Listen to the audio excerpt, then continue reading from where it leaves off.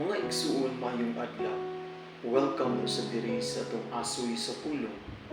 Ug karon ang atong ebanghelyo nagikan sa Ebanghelyo ni San Marcos, kapitulo 2, bersikulo 23 ngadto sa 28. Adunay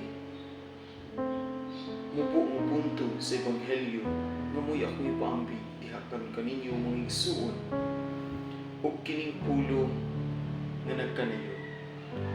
Ang adlaw ipapahulay gibuhat alang sa kaayuhan sa tao, apan wala buhata ang tao alang sa adlaw ipapahulay. Busa ang anak sa tao mo'y magbuot sa aming buhaton bisan sa adlaw ipapahulay.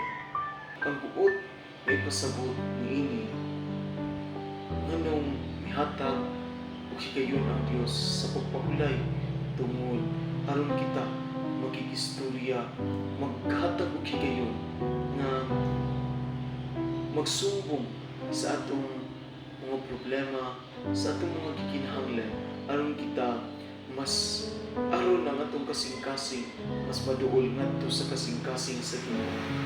Una ka importante mga igsoon tungod kay dunay mga higayon sa atong kinabuhi na mahilayo na ta sa Dios.